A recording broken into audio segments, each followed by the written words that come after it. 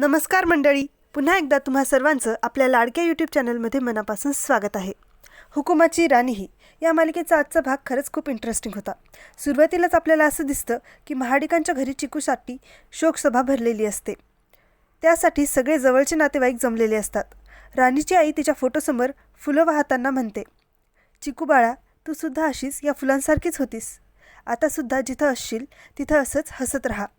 बुवा म्हणतात, माझ्या राणीसारखीच तू मला माझ्या मुलीसारखी वाटतेस. तेवढ्यात मालतीसुद्धा तिथे येते. आणि का मला सोडून गेलीस ग चिकू? आता माझ्याशी कोण भांडणार? कोण मला माझ्या चिकूची जागा भरून देणार? असं म्हणत खूप रडत असते. इंद्रा तिच्या शेजारी बसून तिला धीर देत असतो. आता आबा येतात आणि म्हणतात, मला नेहमी हसवणारी माझी चिकू, आज शांत का झालीस? तुझ्याशिवाय जगायची इच्छाच राहिली नाही ग. आणि आता विक्रांत आणि उर्मिला, जे इतका वेळ वाकडं तिकडं तोंड करत सगळं पाहत असतात, ते चिकूच्या फोटोकडे जाऊन त्यांना म्हणतात, सॉरी, आम्हाला हे करायचं नव्हतं, पण तू मध्ये आलीस. Rest in peace. आणि विक्रांत उर्मिलाला म्हणतो, मी फॅक्टरीत जाऊन येतो, तू इथे सांभाळ, आणि निघून जातो. आता राणीसुद्धा चिकूला श्रद्धांजली वाहण्यासाठी उठते. तेव्हा मालती तिला अडवते, तू माझ्या चिकूच्या फोटोजवळ अजिबात जायचं नाहीस, तुझ्यामुळे जीव गेलाय तिचा. आणि उठून तिला ढकलून देते. ते पाहून घरातले सगळे उठून उभे राहतात. मालती राणीच्या बुवा आईला म्हणते, तुमची अपशकुनी मुलगी जड झाली तुम्हाला, त्याच्यामुळे आमच्या गळ्यात बांधली का? इंद्रा आणि आबा मालतीला खूप समजावतात, पण मालती म्हणते, या राणीची बाजू घेऊन मला कोणीही बोलू नका. आबा म्हणतात, मी तुमच्या पाया पडतो, पण शांत बसा. त्यावर ती म्हणते, या पोरीसाठी तुम्ही माझ्या पाया पडण्याच्या गोष्टी करताय? हिच्यामुळे आपल्या चिकूचा जीव गेलाय, ती आपल्याला सोडून गेली आहे. राणीच्या आईवडील मालतीची माफी मागून तिला समजावत असतात, पण मालती कहरच करते, माझ्या चिकूच्या जागी ही राणीच कायमची गेली असती तर बरं झालं असतं, आणि निघून जाते. इंद्रा आणि आबा राणीच्या आईवडिलांची माफी मागतात. राणी म्हणते, सर, मालती मॅडमला मी त्यांच्या डोळ्यासमोर नकोय.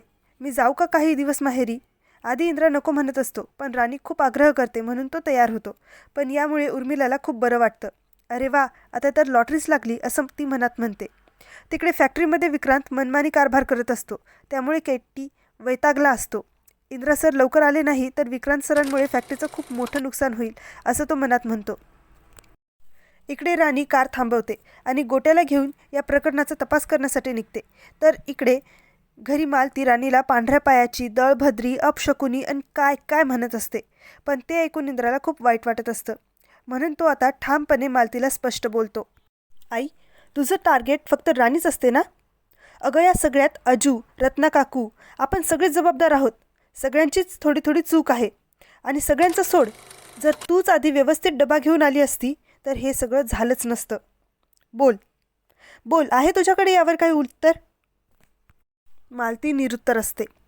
तिकडे राणी गोट्याला सगळं समजावून सांगते आणि त्या स्पॉटवर पुरावे शोधायला जाते जिथे चिकूचा ॲक्सिडेंट झालेला असतो. खूप वेळ शोधल्यानंतर राणीला तिथे काहीतरी पुरावा सापडतो.